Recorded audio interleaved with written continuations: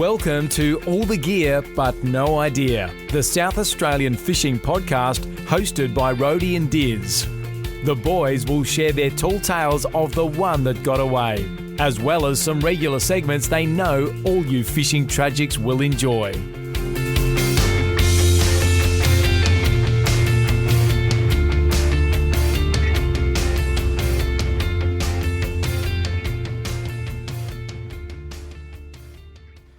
G'day and welcome to episode 31 of All the Gear But No Idea, the South Australian fishing podcast. Diz, you awake, mate?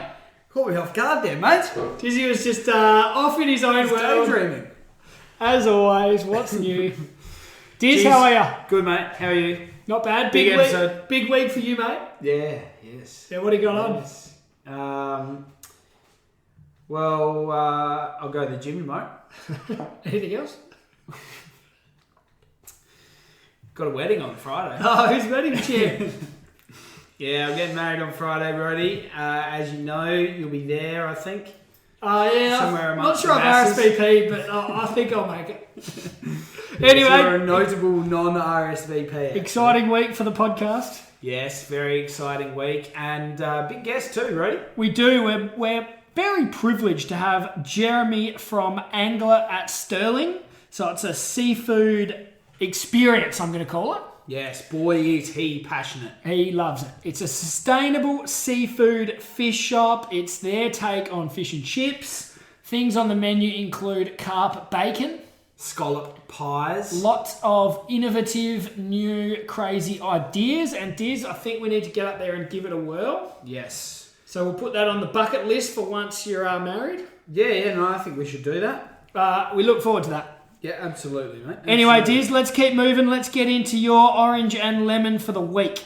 Okay, mate, orange. Very obviously, I'm having a break from work. 3 weeks off. No orange mention of the actual wedding itself, just the lack of work. Sorry, maybe that should have Is been Shad's there. listening? Because she will not be happy. Yes, no, yes, that would be part of the orange. No work and getting married on Friday, mate. I'd say it's a backhanded clip at best. Anyway, What's your my orange, orange mate? is the Aussie Decal Depot has looked after us again. Bumper stickers are here, and they're looking great. I've stuck 2 on my car. Have you gone the double or the single? 2. I've gone the double. I didn't go double. I can go the double. I'd go the double. Okay, I'm going the double. Anyway, the stickers are great.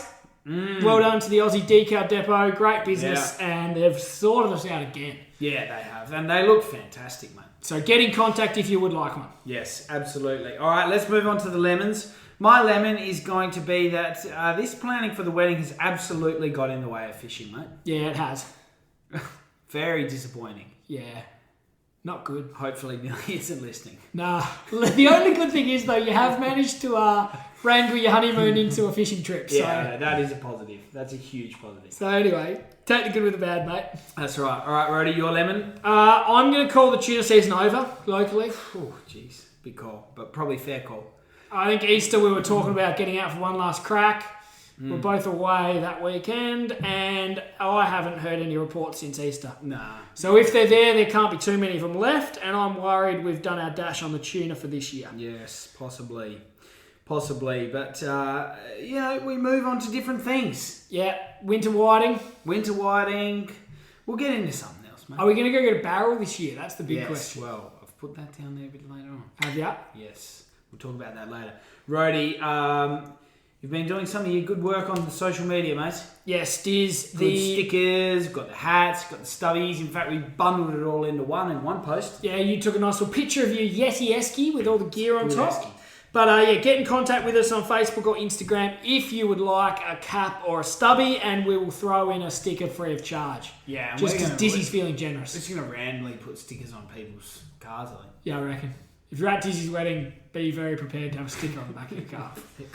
Or your back of your jacket or something. Anyway, that's all good and fun and games. Diz, let's get into the is. news. Brody, we do, because there's a bit happening here, and we touched on this last episode. The bluff jetty and sort of break wall there was damaged with the big swell and strong winds over the last week or so, and I think it'd be fair to say it was an extremely efficient repair job. It's unbelievable.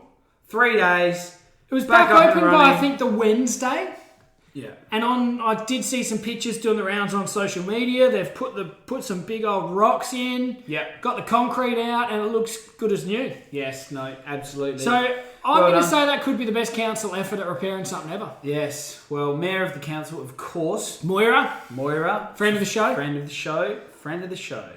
So well done down there. Great job. And another bit of news we have touched on in previous weeks, Rhodey, the Happy Valley Reservoir we talked about opening later in the year. Yeah. It's been doing the rounds on Facebook. I think it's timely because there has just been so much traction for how busy the reservoirs have been since they've opened it up to recreational anglers and the community alike. It's gone gangbusters, hasn't it? And it's great to see. So the Minister David Spears had an announcement over the weekend. Yep. It's a bit of a plan for what they're going to do. There's a video floating around. You can jump on the David Spears MP Facebook page if you'd like to see the video. Mm-hmm. But it talks about being open to the public from December this year. Yes. There's a map with a heap of walking trails. They've said that kayaking, fishing, bird watching, walking, picnic and nature play are all a part of the plan. So Diz, you can get down there for some bird watching too. Yes, mate. Fantastic. And plenty of nice tracks on the map. It looks good. Oh, yeah, absolutely. So that's a good bit of news to come out, Diz. Yeah, fantastic, mate. And there's been another politician, member David Basham, breaking some news, Rhodey. Some good news. Yeah, this is another good one, Diz. So the state government has committed $650,000 to upgrade the Beacon 19 boat ramp at Goolwa. They're going to modernise the launching facilities, improving access to the Coorong. Yeah, really. That's another good one, isn't it, Diz? Oh, absolutely, mate. It's fantastic news for the people who like fishing down there, getting into the Coorong, chasing some mullies. Got the mullets, salmon trout, STs. Get your Resbait's soft plastics out. That's probably something we've never really mastered, and we probably haven't given it enough of a crack. Probably not. I think in the early days of the old boat, we went down there a few times. Yes. Never caught a mulloway on that part of the world. No. We could go down there and give that a bit of a red hot crack. But I think that'd be a good one to add to the repertoire. Yes, absolutely. All right, Rhodey, we've got something coming up on the 1st of May, mate. Yeah, so the Lower Murray Lure Fishing Club is holding their big event on May 1. The Scallop Classic. Yes, it is, Diz. So it is the Fishing Guru Kayak Scallop Classic. Yes. Sponsored by a great friend of the show, Dan Way. Great. And the Pacific Marine Scallop Classic Cast and Retrieve Lure Competition. So jump onto their Facebook page, the Lower Murray Lure Fishing Club. That is a tongue twister for myself. Jump on there, held at the Walker Flat Campgrounds. There's presentations, there's heaps of prizes, and make sure you get involved in that if you are a keen freshwater angler. Jeez. Yes. A lot happening, a lot to look forward to there. Certainly is, Diz, and good to see another friend of the show, Dan, getting involved. He always gets involved, though. He's a fantastic supporter of the local rec scene. He is. Isn't he? What else have we got on the news this week, Rhodey? All right, Dizzy. 150,000 juvenile snapper were yesterday released between Port Pirie and Whyalla. That's a lot. When I say yesterday, I mean it was probably a week or two ago, but when this article was written, it was yesterday, so good on me. So that will boost fish stocks in the Spencer Gulf. And it's the second one of these releases after there was another one, I think, in January. Yes. That was out of Drossen or something, wasn't it? Yes. So they've now done both Gulfs. And 300,000 fingerlings across Spencer Gulf and Gulf of St. Vincent is a bit, it's a step in the right direction, I'm going to call it, Diz. Yeah, it is. And these fingerlings, again, spawned under natural environmental conditions down at the plant there. That was thanks to that pipe that they repaired. Yes, it was. So that is a reminder to everyone that snapper fishing is banned in all other state waters apart from the southeast until February 2023. So that's still a fair way off. Yes. And just on that, Diz, I'd like to, we don't want to get caught up in the rec license debate on every episode. Yeah. But I was just reading something it was a Victorian news article. Yes. Obviously, the Victorians do have the fish license. Yes. And how many fish do you reckon have been restocked in 20... I think it was in the last 12 months. This? In Victoria. Couldn't tell you, mate, but it'd be a lot. It'd be a huge amount. Can you give me a number? No, I can't give you a number. They're on track for 8 million this year. Oh, gosh. 8 million fish, and we're carrying on about 300,000 snapper. Yeah. And they want to go better and get to 10 million by 2022. It has put us to shame there, haven't they? It's unbelievable. Yes, no, it is. So they started at 6 million in 2019 and 2020, and they delivered on both those promises. Up to 8 million this year, which they claim they're on track for, and 10 million next year. Wow. Wow, So that's big. It's a lot. It is a lot. And a lot of them are freshwater fish. Yeah, okay, right. Interestingly enough. So that's for anyone who's umming and ahhing about, putting in their feedback that we should all be doing for the MARFAC. Yeah. That's one of the reasons why I think we should have a rec license. Yes, I think we should too, mate. I think we should too. Anyway, Diz, that's good. Yes, it is. And Rhodey, we should have touched on this earlier when we were discussing the reservoirs, but boy, has there been some redfin plucked out of these reservoirs. Oh, mate, we're jumping for... This isn't the fishing report, but it's a bit of a tease. There's been plenty of redfin in the reservoirs. My pong has been going nuts. Yes. Particularly those kayak fishermen by the sounds. Yes. Have you seen some of the sounder shots? Pretty impressive schools in there. Oh, yeah, very impressive. And it's caused a lot of debate, hadn't it? Whether we should be taking, there's pictures about blokes taking 30 or 40 redfin. Yeah, should they be doing it? What do you smoke them? Yeah, they're good eating. Good eating? Yeah, they're good eating. They call them inland whiting, mate. They're good eating. Okay. Anyway, the rules are they're a noxious pest. Yes. They're considered the same as carp. Okay. So it's completely illegal to return to catch and release. Yes. But there is a school of thought amongst some of the keyboard warriors, I suppose you'd call it. That could be harsh. Maybe that's harsh. That there should be a bag limit. So once you've caught your Ted redfin, that's you done for the day. Yeah, okay. Because we want to, sustain... Back, move on. No, you can't throw them back because they're a noxious pest. Did you listen? Throw your kayak back in the car. Yeah, that's it. But then what happens if you come from Gawler, you've made a big trek down to Maiponga, 20 minutes in, you've got your 10 fish, is it just bad luck? Oh, you might just paddle around, enjoy the sights and sounds. So you can see both sides of the argument. Yes, you can. But, there's a school of thought that should we outfish all the redfin out of this reservoir, leaving nothing to catch in 2 years' time? B, will they reproduce at a rate that'll stop that from ever happening? Yes. Or alternatively, do we get their numbers a bit more under control and then put in a heap of natives and turn them into Murray codbait? Well, it's a good point you make, mate. And maybe we need some money to go towards some studies. How would we do that? Maybe a licence. But, let's not get too political here, Diz. I just thought we'd give a few opinions on this redfin. Get off your high horse, mate. We're moving on. Debate that's going on. We talked about the killer whale last week, mate, and that has certainly been doing the rounds. And it has now been identified.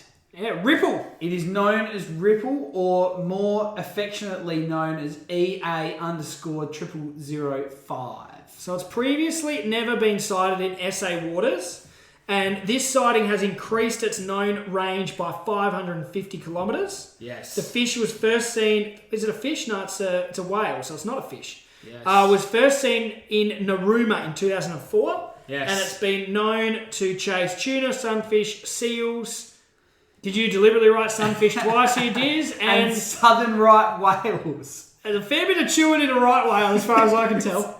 I thought there was a lot of chewing in a sunfish until I saw that they chased down some southern right whales. And it's not mentioned here, but I did break this news last episode that they do eat great whites, so I'm calling it a bad time to go. Have we looked to see where the Calypso have been sent? No, but it's not a good time to be going shark diving, guys. Okay, you heard it here first. We should look that up to see whether your theory is correct. Anyway, the species, that particular killer whale is about 7 or 8 metres long. Yes. And they identified it off the shape of the fin and the markings on its side. Yes, and I think it was first sighted in 2004, and at that time, I think it was estimated it was about 20 years of age. Okay. And they're estimated to live between 60 to 80 years. So it's got a few years left of chasing sunfish to go. Years left, we might see it again, mate. And I think they thought there was 5 or 6 others in that video. Okay. So there's a mates that it tends to hang out with. I can't remember what that one was called. Right. But then there was also a family group that they think were also out of Althorpes. But that was the one that they got the good pictures of and have been able to identify. Probably EA_0004. You reckon they spotted them consecutively? Maybe. No.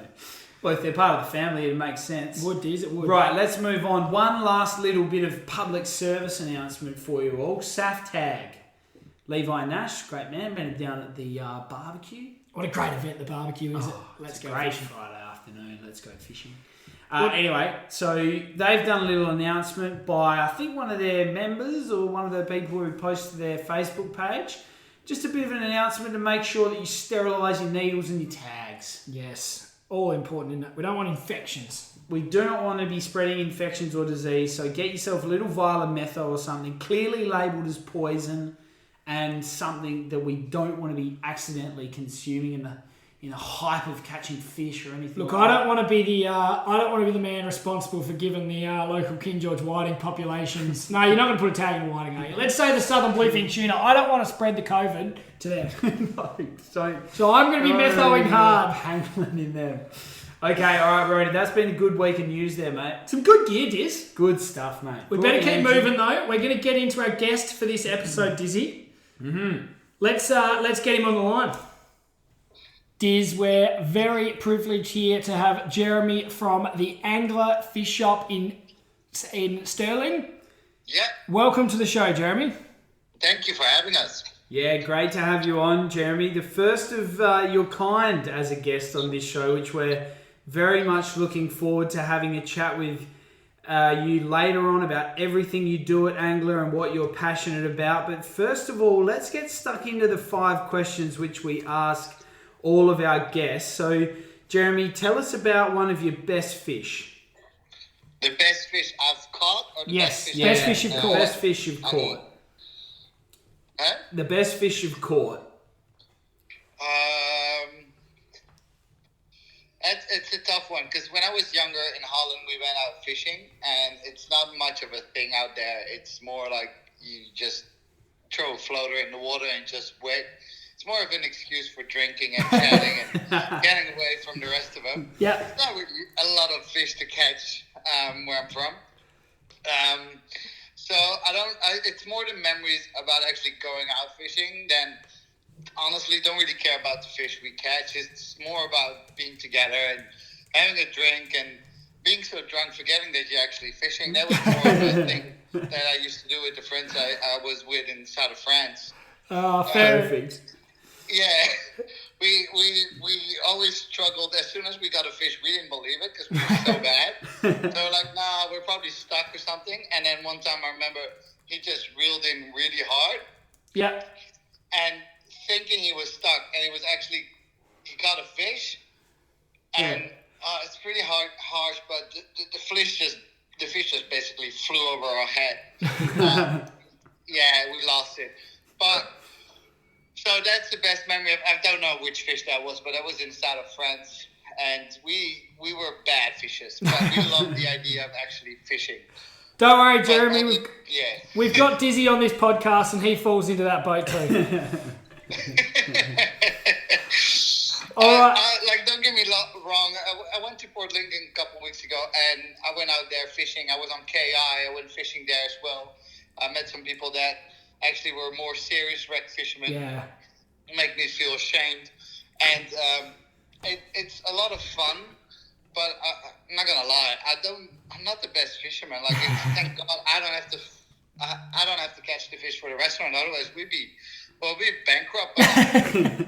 Well, it sounds like you've been to 2 of the best fishing locations in the state, in Port Lincoln and Kangaroo Island. And yet I can count the fish that I caught on one hand. It's ridiculous. All right, Jeremy, what is your favourite thing about fishing? Sounds like the fun and games more than the actual catching to me. Yeah, no, I've never got the whole it's a sport thing and all that. And I watch all these fishing shows, and I love watching them because they're like, something I could never do. Yeah. Because I'd be too impatient. Like, how do you know it's a fish and not just a big clump of seaweed? I always get disappointed about what I caught because it was 9 out of 10. It wasn't a fish. If it was heavy, it was something like a piece of big metal or plastic or seaweed that got stuck. And the best thing about fishing, honestly, for me, is that it's you're there in nature and you're just chilling and just watching. And sometimes you catch something, sometimes you don't. And it's not about the catching. It's more about actually being out there and having some fun. Yeah. And forgetting about everything else. Yeah, absolutely. And Jeremy, was it something you did as a young person, or did you get into it later on with your fishing, or you just get out there whenever you can? Honestly, fishing it's like it's always been in my mind because I've always wanted to be a chef, and fishing at the essential of it is actually catching your own food, which as a chef sounds pretty sexy. So I always was drawn to it, and also hunting. Never done that before, thank God. Giving me a gun is a bad idea. And so hunting was basically, fishing was the only thing was left for me. So that's what I did, and I love doing it. I'm just not really good at it. So yeah, thank God there's actual people catching fish for me, because otherwise, wouldn't be much of a chef. Yeah. And Jeremy, is there a particular sort of fishing that you like most? What's that? What sort of fishing do you like? Do you like to get out in the boat or sit on a jetty, or it doesn't bother you? I love them all. Honestly, I love them all. There's no. I like throwing a lure in there. I like throwing the floaters. Going on a boat. I've never done. I wanted to go on a boat on KI. Unfortunately, due to some circumstances, we couldn't. Yeah. But yeah, no, I love all of them. Excellent. There's no preference. I love, like I said, it's more about spending time and I don't care if it's me or my friend that's catching the fish. As long as we catch something, it's fun. It's also fun to just watch people catch fish. Yeah, it's fantastic. very interesting. I remember this memory I've got on Kangaroo Island, which is before I dove into the whole sustainability part of fishing and stocks and all that, and we were on KI on the jetty Vivon Bay. Yeah. And I was there for like at least 3 hours by myself with a friend, trying to catch a squid. This is how bad I was, right? So I couldn't catch one squid and my life depended on it. And these group of young people my age, 25-ish, they were like 4 or 5, they set up, and after I think half an hour they've set it up, they caught squid after squid after squid, and they were using it as bait. And I felt so bad because I'm like, oh my God, they're catching it just for bait. I can't even catch one. My life depends on it to eat it. And they were catching, and then one bloke screams out shark, and they actually called a schoolie. Oh wow! Yeah, and it was pretty wild because it was the first time I've seen a shark in wildlife. I've seen somebody catch a shark, and I was in Australia on Kangaroo Island. Surrounded by little wallabies that were trying to, and pelicans that were trying to steal your food. And then this guy reels in this massive schoolie, and I was just amazed by the fact that they actually caught a shark. So I didn't know those people at all, and they were standing. They caught the shark, put it on the jetty, and they go, "Oh, how do we kill it? How do we fillet it? And I just randomly walked in and go, "Guys, can I please do it?" And they looked at me like, "Who are you?" Like, who's this freaking immigrant coming to us going, "Can I cut up your shark that you just caught?" So and they said, "Oh, you're a chef." So I said, "Yeah, I'm a chef and I love seafood." And so they gave me the knife and I filleted it. And that's my best memory of catching a shark. Unfortunately, I felt very guilty that it was a school shark after finding out everything about school sharks. And the whole sharks in closure, but that's one of the best memories I've had. It's actually, and then because I was a backpacker at the time, I had a little stove and a little pan and everything, and I went back to my car, and we started. It was 4 a.m, and we were eating on the jetty of Vivon Bay, piece of shark that we just caught literally 20 minutes ago. Wow! And it's that whole experience, even though the flesh was tough because it wasn't properly aged and properly killed and bled and all these chef little thingies that I wanted as a chef it was the whole experience that we were there, and felt a bit primitive, but it felt good at the same time, which I think fishing is all about at the end of the day, isn't it? Yes, you're certainly right there, Jeremy. It's absolutely. back to basics fishing, that is. Yeah. Just catching and eating straight on the jetty, isn't it? Yeah, it is. So it felt empowering, but also you feel, it's weird because you feel proud at the same time as you feel a bit bad because, and then you feel like you've got to respect the animal as well because you've killed it, so you want to use everything and you don't want to fuck around because you just took a life. Yes. So you still want to be proud of what you've done. And I remember bringing pieces of shark back to mine and cooking it up every day and having an argument with everybody in the house because nobody but me loved seafood. They were all vegans. And I said, fuck it. Because I said, so it was a fun experience. It was a whole thing. And that was the best time of my experience in Kangaroo Island was actually being so proud of something I've done and I didn't even catch it. I feel part of the fishing. Well, Jeremy, you've certainly come a long way from frying up a bit of shark on the Kingscote jetty to now working at one of the best up and coming seafood restaurants in Adelaide. Can you tell us? Can you tell us about the angler at Stirling and how you got involved? Yeah, so the angler at Stirling, it basically started with Amanda, Amanda's the owner of Angler, and Sam, the nephew, who it started with them basically sitting around and going, how can we not get a decent piece of fish and chips? So as a chef, you're like, oh, well, it's pretty easy. You just take a potato. And this was Sam's point of view going, yeah, why isn't it? Because it's not that hard. And Amanda's point of view was more of a sustainability and fresh and just quality. I mean, so all these points came together. And then one day they went, all right, well, let's just start our own fish and chip shop. And so they started doing that, and this is all before I even knew about it, or they knew me, or whatever. Our worlds weren't together yet, because I was still on Kangaroo Island and all that. So then they opened up the shop, and it was the 10th of January they had their first opening. That was the 10th of January, and I saw some pictures. It was absolutely a lot of fun. It looked really good. And I remember coming into Stirling after, because I was on Kangaroo Island, the fires hit, so I had to leave because I've lost most of my stuff and I didn't have a job anymore nor a place to stay. So they basically told me to get off the island. So I said, all right. So I went off the island. I came into Stirling, I think the 8th. So they weren't open yet. And I remember we stayed there a week. We went, I said the last day was the 13th or 14th. And it's funny how everything just works out. Couldn't find a job. We were completely depressed with everything. And this is a small gap just before COVID hit as well. So it's this very interesting period of my life that I was like, all right, I don't know what to do anymore. Like, honestly, I want to travel, but we have no money. We have no place to stay.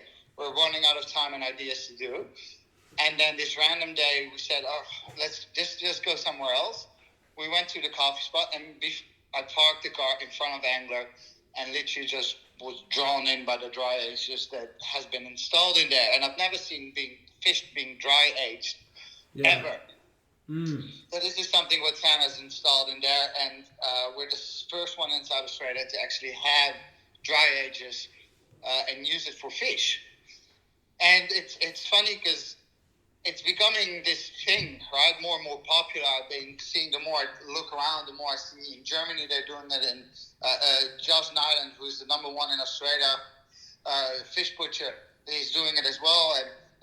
And don't get me wrong, we're doing not the same thing as Josh, because he's doing something completely different, and I love what he's doing, but that's not at all what we're doing. And it separates us with the same techniques, but we're completely separate as well. And so I fell in love with this whole philosophy of seafood, and I've always loved seafood, and I've always wanted to do something with fish. So this just clicked, and Sam and I just clicked, and we're both chefs, and we both worked in hot spots, and we just had this passion for it, and we just clicked. And he's back at his hometown, and I'm in a completely other side of the world with a language that I've never spoken 24/7 in my life, which was a bit frightening. And Sam and I have worked together for a year and a half now. And it's been going great. And together we just push ourselves. He pushes me on new recipes. I push him on sustainability, and we push each other so far. Sometimes we get a bit carried away. Yeah. But that's the fun part of it, isn't it? I mean, if you don't get carried away, you're not really putting everything in it. Yeah. So and now I went down this rabbit hole of what sustainability actually means, So it's a very complex issue, but everything just grew together because I remember one day, and this was February, and I said, all right, well, let's buy a massive gummy shark and let's have it in the shop. Yeah. And I remember Sam and Sammy, another chef that was with us, he said, well, it's not sustainable. I said, where are you getting this information from? Like, I've never heard, well, why? Why is it not sustainable? And he showed me this app. So the app was the Good Fish, from the Good Fish Project, which was from the AMCS. Yeah. And then I went, okay. And then I went to the FRDC and the government's websites for stock levels, fish levels, and all this, right? And then I got carried away. And then this is where I lost all my shit because, first I was saying these stock levels were healthy. They were saying they're actually unsustainable species. And then they were saying they were not healthy, and they were saying they're okay. So there was all these, fighting for the same thing with different informations. Like the biologists, the marine biologists at first I was saying this, and then the AMCS was saying this, and even the MSC was saying something else. And this is where I lost it and went, I got to understand what's going on before I open up my mouth again. And it took me, I think, 9 months of really speaking to everyone to have a small grasp of sustainability, what it actually means, and only in South Australia, because, like I said, it's a complex issue, and there's not a yes or a no, or black or white. It's a gray area, and there's a lot of factors why it's gray, and there's all these balances that we need to understand. But for the consumers, it's even harder because of all this misinformation, of all this calling fish different species, it's the same fish, different names. And this brings a lot of confusion for a lot of people. Like when there was the snapper ban, there still is. And then people selling, because the snapper ban is for the pink snapper, and then people selling red snapper, and then people go, but I thought it was a ban on snappers. Why are they selling red snappers? Right? So there's all this confusion about, and I feel like that's because we're all not sure about what it means, but opinions are like assholes. Everybody's got one. It's not a good idea to every time let it hear it. So, and this is why I wanted to find out my truth and going, all right, if I'm going to open up my mouth about sustainable and we've got fishes in here that are sustainable, I need to know what I'm talking about. Otherwise, I'm not going to talk about it. And it's like Sam, when he cooks with something, he wants to know what he's cooking with. Yeah. Otherwise, there's no point. You're not going to give somebody something if, as a chef, you haven't tasted your own recipe, you haven't tried it out, and and I'm not going to tell you this fish is sustainable if I don't fully believe that, and I can't argue with it. So this is how Sam and I complement each other. And Amanda, who's overwatching it all, she's just this moral compass that makes it impossible to bullshit anything that you do, because everything is about transparency. And as soon as me, Sam, or even Amanda, well, she doesn't do it, but say something that is not completely true or bullshits or whatever, we get caught out and we go, oh, no, you can't do that. So we keep very honest and we stay very honest, and it's very hard because sometimes, like I want to do it, sometimes we want to fish and we can't have it, and it's because it's not sustainable. There's not enough clarity around it, and sometimes that you need discipline for that as well, because it's very hard sometimes that you want to fish or your opinion affects somebody else's, right? So sometimes when people ask me about tune out, well, they're not always very happy about the responses I have to give them. So Jeremy, it's very hard. What advice would you give for the listeners about where they can source sustainable seafood, or are there any particular species you'd recommend that they look for, or how can the general public in South Australia eat seafood in a more sustainable way? Have you got any tips for us? Oh, look, yeah, absolutely. So always ask questions, right? The more questions, and you don't have to ask 99 questions to feel better, but always ask them, like, where is it caught? When was it caught? What species species is this actually, because stuff like when people sell whiting or they sell even KI whiting, I mean, I can sell you yellowfin whiting, and you would think that if I sell KI whiting, you think it's King George. But always ask, what kind of whiting is this, right? What kind of species is this? Yeah. If they sell you snapper, what kind of snapper, right? We've got all these fancy terms to call a fish. Let's call them correctly, right? Barramundi is barramundi. We've got fish that's called Australian salmon. People confuse them with Atlantic salmon that is farmed in Australia. So there's all these and then we call them salmon trout when they're young, and kawahaji when they're from New Zealand, when they're a bit bigger, and Australian salmon. So there's all these what you need to understand when you want, as a consumer, you want sustainable fish, ask them what kind of species. That's the first step. Transparency, right? If they've got transparency, you're in. If the fish is a fast-growing fish, then it's sustainable. Smaller species often reproduce quicker than others. And then just look for labels. Is there any labels on it? The MSC, they don't always get it right, but they are a standard for a lot of people, and we need to start somewhere, because unfortunately we're very far away sometimes. So it is something to start on. If you actually look at where's it from? Look at the quality of the skin, the eyes, everything. Just ask some questions. Yeah, fantastic, Jeremy. And the angler has partnered with Fairfish SA. Is that correct in regards to ethically sourcing fish? Look, Fairfish is a slightly different concept than what angler is. They focus a bit more on the fact that all your fish has that traceability. All the fish also has a fair price for the fisherman.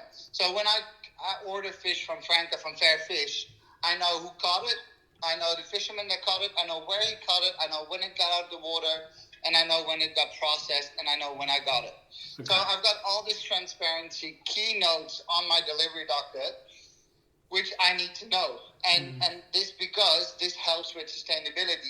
It's very hard to be unsustainable if you got full traceability, because then at least you know where your fish comes from and when it got caught and by whom. So it takes out a lot of little problems. Yes. And yeah.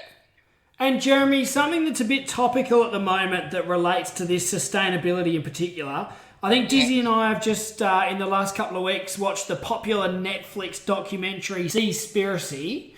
Yeah. And I'm sure you've got an opinion on it. What would that be? Can you tell us a bit about that and your opinion on it? Look, my opinion on it, it's a bit controversial. The thing is, I'm still looking into it, right? There's so much people with opinions about this movie that is impossible to form an opinion within 10 days for me, because the simple fact is that I sent a message yesterday, I think, to two scientists that work in the same group, but both have very different opinions on it. And what I do think Seaspiracy done incredibly well, and I applaud them in every single way, is that they actually made people go, hey, what's going on? And make them curious. And that is the first step, right? Making people curious is the first step to changing something, because whether or not they're factually 100% correct on everything they've said, and it's misinterpreted in some ways, because sometimes the facts that they throw in the movie are slightly misinterpreting. Like when they talk about trolling, they talk about that it's devastating more than a rainforest at a time, which is true, but the fact is that trolling is often done in the same spot. I'm not saying it's good, but it's misleading information. So it's controversial, but at least people are talking about it. People are, and I don't believe at all in their message going, unsustainable fish does not exist, you should stop eating fish. I don't believe in that, because I think that going from one extreme to another extreme will never help anything. But it is the kind of message that you would expect from Kit, the director of Cowspiracy, right? So it's the same kind of message they were sending in Cowspiracy and with the Healthy Burger or Healthy Life, I don't know, with the other documentary they made. So it is kind of the same message. So I'm not shocked that they sent that message, and I am really happy what they did, that we needed this, right? Because we got David Attenborough that does a million documentaries about the ocean as well. Nobody really talks about it or doesn't create any controversial. But this documentary actually created some people go, all right, we need to, what's going on? And a lot of people are talking about it, and this is good, because you want people to talk about it, because it is a problem. And everybody, want sustainability, but somehow nobody seems to agree with each other on how to reach it. So starting to talk, because the conversation was ended, nobody was talking to each other anymore, and now they are talking again. So that's good. I'm really happy they did that. Yeah, you're certainly right that it's been controversial, and it's certainly got people thinking and talking about it, which is great for the industry. And hopefully, as time goes on, there'll be some more data to back up the statements that they're making and prove whether or not they're true or not. The thing I would like to know is, do you think it's a good representation of the fishing industry in Australia? Oh, look, if you look at the movie, you'll see that Australia's barely mentioned. Yeah, it's very much a global thing. So no, I don't think it's a good representation of Australia. Certainly not SA. I don't know about the other states because, like I said, I'm starting in the SA to understand the whole thing before moving on. But look, it's not at all a great representation of what they do in SA, because in SA, it's completely, especially with the reforms going on, we're in this uncertain time of how fishermen and this and that. But at the end of the day, when you look at the documentary and how the fisheries and I found out there's a lot of secret stuff going on as well. And I also found out that commercial fishermen sometimes are a bit secretive, not because they got something to hide, but because it's a very competitive world. So if another commercial fisherman would see that, they go, oh, he's probably going out fishing there. He's catching a lot of fish. I'll go there too, because it's a turf war out there, right? It's very complex. For some commercial, because I spoke to a couple commercial fishermen in Port Lincoln a couple of weeks ago, and it's a very complex issue. But when I look at Seaspiracy and I looked at it, I went, yeah, this does not even closely relate to the industry world in South Australia. When they talk about commercial fishermen, it doesn't relate at all to the commercial fishermen in SA, because it's just not the same world.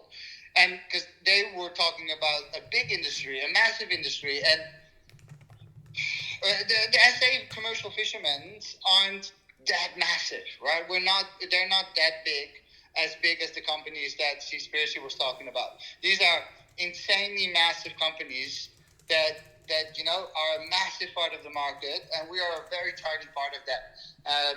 I do believe that in SA we do it very well. They do it very well. They've got a good manage, and they're also always trying to keep going forward. But, there's a lot of things to talk about. I can go on for hours and hours, especially after all the conversations I had. Yeah, and the good points that the fishermen had when I was there. But at the end of the day, Seaspiracy, I believe the main factor was to shock and make people question what they're doing. And it did, and I'm happy it did, but all the facts in there's a lot of facts that, yes, they're over-exaggerated, but they're over-exaggerated as well to make a point. Some people don't listen until you slap them in the face or they hit rock bottom. So I think this is the same thing that Seaspiracy saw and knew and was hoping to get.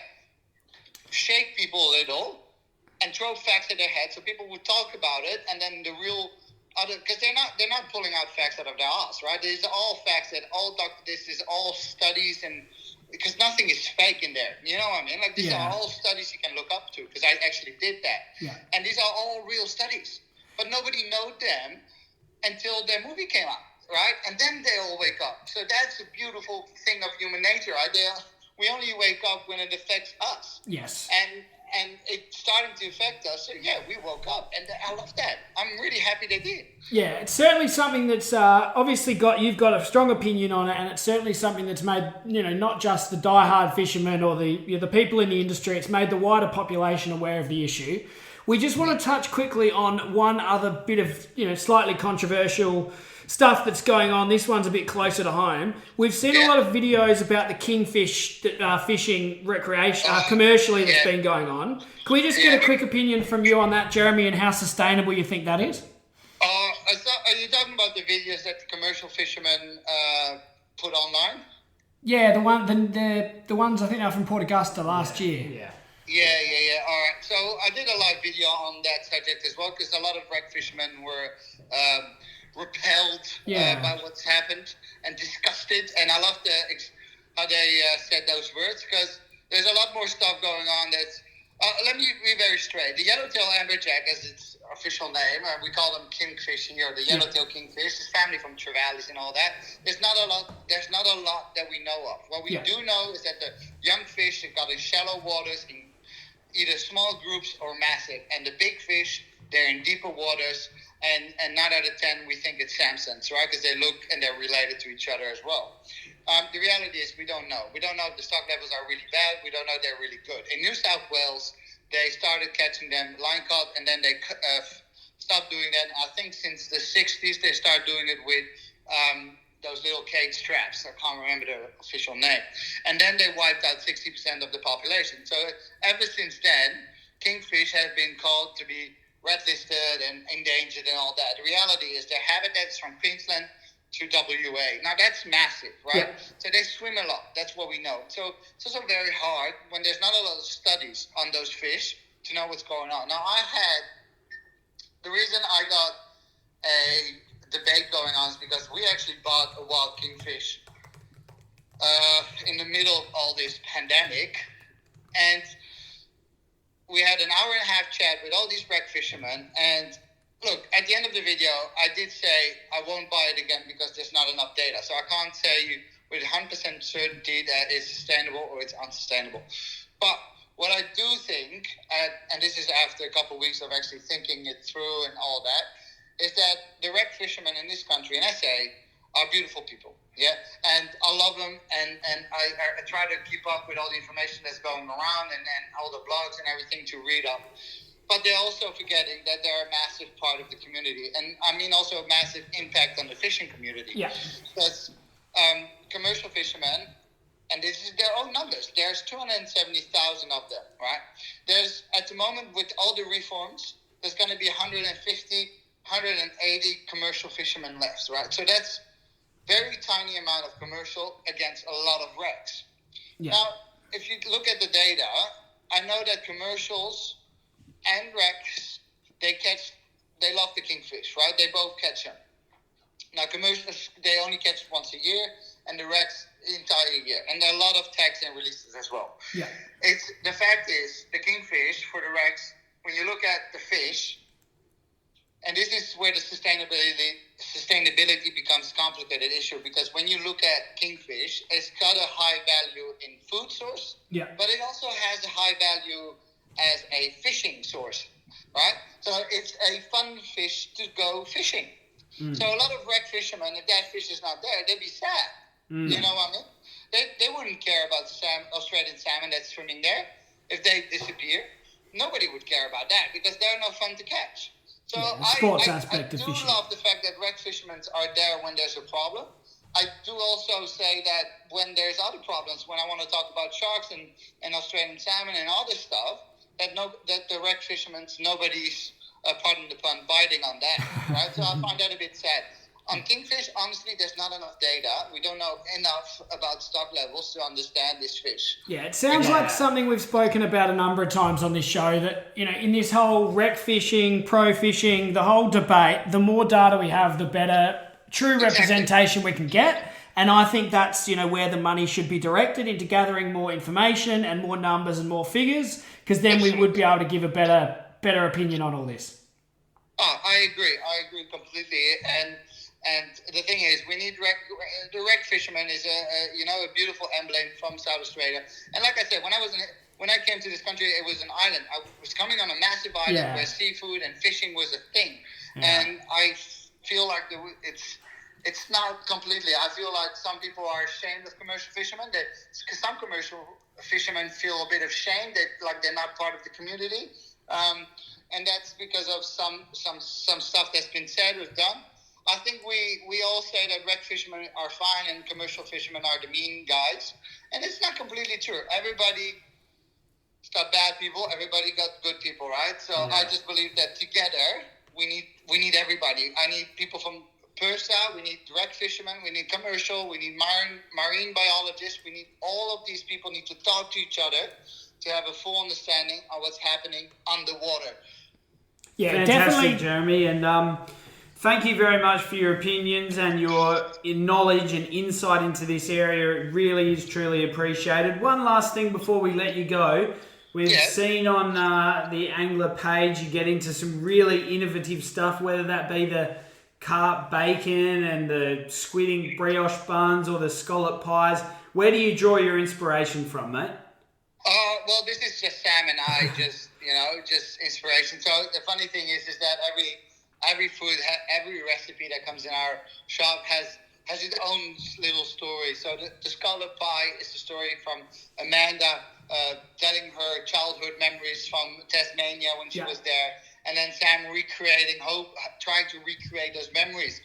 The carp bacon is me because I fucked up a piece of fish and then I didn't know what to do with it, so I figured out a recipe and it became carp bacon after a couple. So a lot of my recipes come from mistakes. A lot of recipes from it was true, right? I make a lot of mistakes and I love that the kitchen is always fixable. You can always make an old recipe, a new recipe. The whole French cookbook is based on mistakes that are made into new recipes. It's just what it is. And Sam's is more of a passion, childhood memory kind of recipe guy.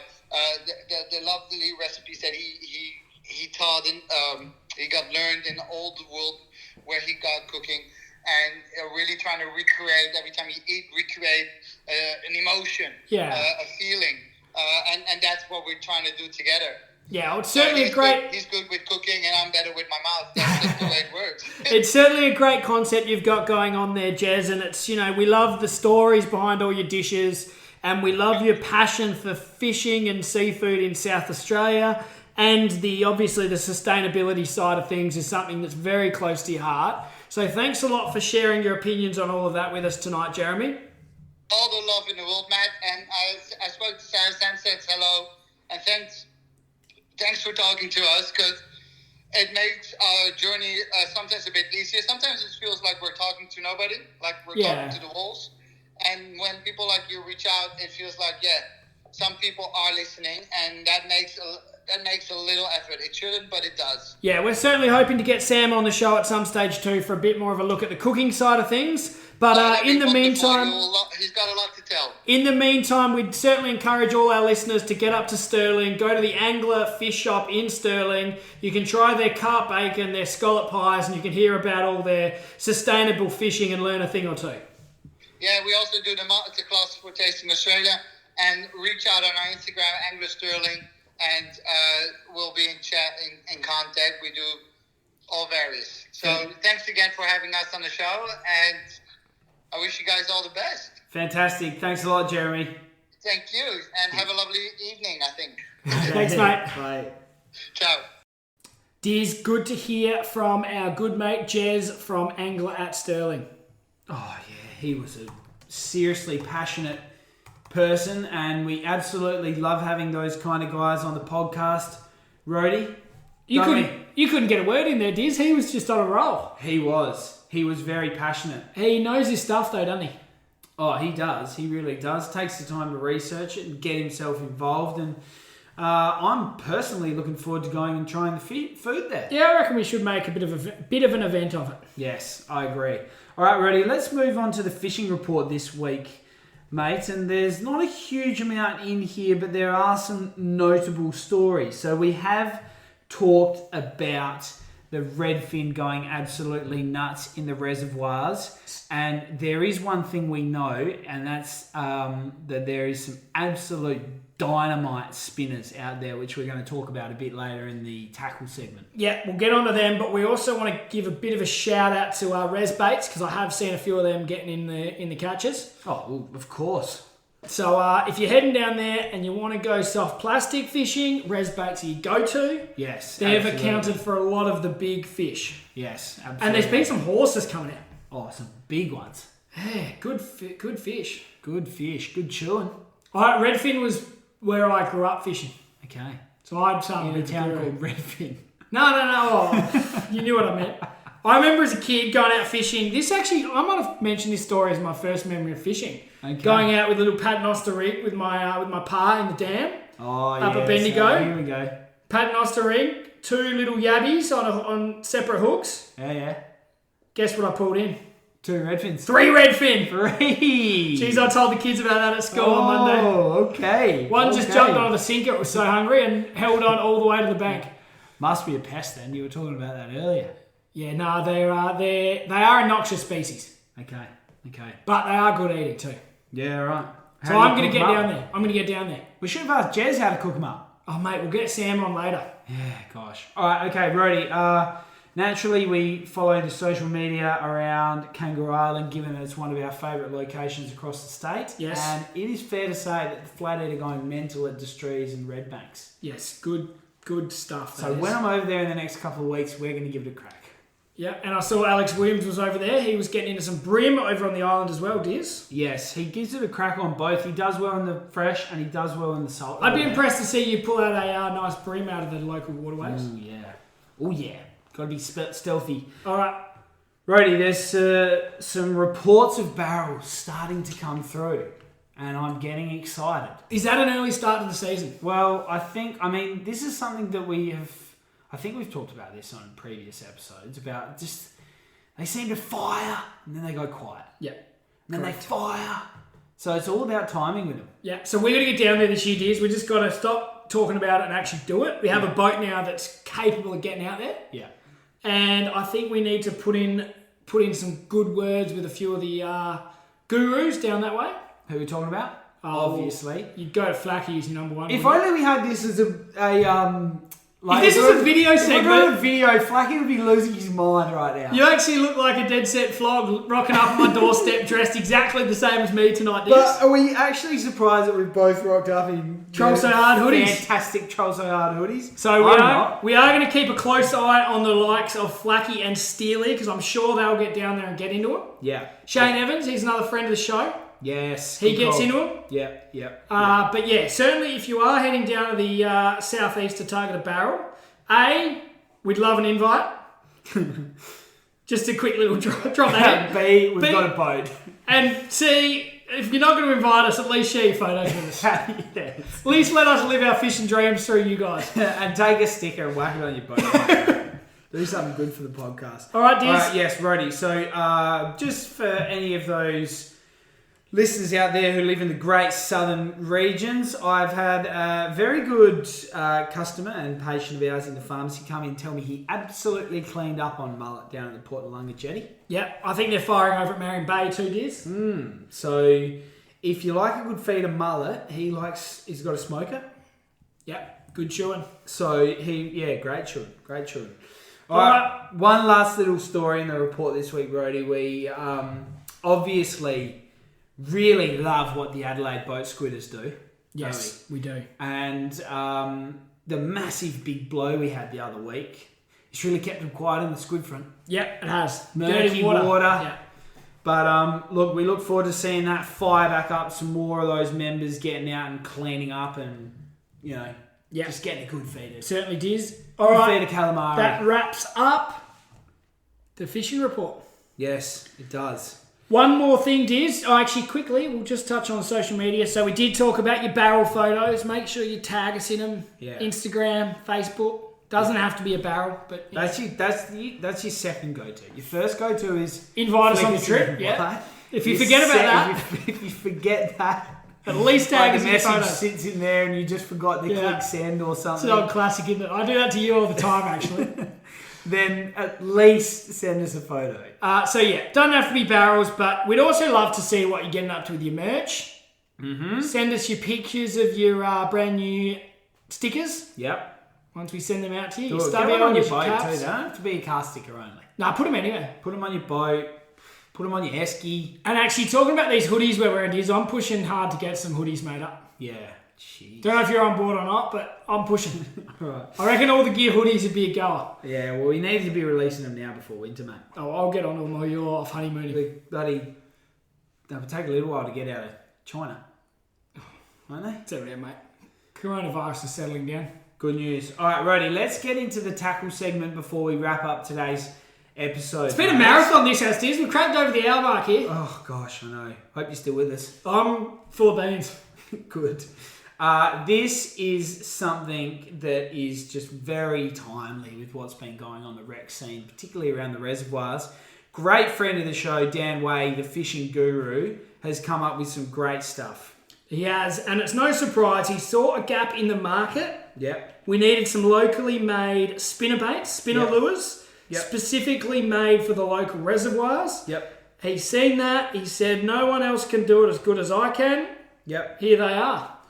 Bang. So he's got quite a few. He's got the Witchetty /Barty grub. Yep. He's got the Bling Bub. Yep. bug. He's got the Reddy Reaper. Yep. He's got the Dragonfly. Yes. And he's got what he likes to call the Aussie. Yeah, they're good-looking lures there, Diz. They are good. And did you see his little display he's got going? He's got his display, the Ressie Wranglers, premium spinner lures. Look, I'm going to make a massive call. I haven't fished with these lures, but I think the Dragonfly would be my first go-to. Yeah, I think... Oh, what did someone catch him on? What did someone catch one on? I reckon the Dragonfly would do the goods. Yeah, That's my pick. Yes, it might have been the Dragonfly. I'm not sure, mate, but I reckon that would be where I'm heading. Yeah. No, So that'd be, we just make a quick little list, a shopping list. If you're going to go down to the local reservoirs, you need to head in to Let's Go Fishing. Get your hands on one of Dan's beautiful lures, the Ressie Wranglers. Yeah. You need to grab a pack of your res bait, soft plastics. Yeah. And you need to grab a packet of Pound for Pound, the world's strongest animal. As discussed on last week's episode. Yes. The worms. The worms. They're bloody good worms. Strong worms. So, plus or minus nitro. Yeah, okay. Yeah. Yeah, we like nitro in just about anything. But certainly... I'm starting to think about putting a bit of nitro on my cereal, actually. You talk a lot of crap, don't you? Nah, good stuff, that. All right, Rody, well, that wraps up today's episode. Everybody knows where to find us. It's on Facebook, Spotify, Apple Podcasts, the whole works. Hit us up if you do want one of those stickers. They do look very nicely on all different makes and models of cars. Yeah, get involved, guys. Thanks a lot for listening. Thanks a lot to Jeremy from Angler at Stirling for coming on the show. Yes. And Diz, good luck for the wedding. Thanks, mate. Don't stuff anything up. I'll try not to. Because I'll be sure to let the listeners know if you do. Cheers, mate. See ya. Rhodey and Diz hope you enjoyed today's episode of All the Gear But No Idea. Keep up to date by liking and sharing us on Facebook and Instagram. And you can subscribe on all the major podcast platforms. Until next time, good luck fishing.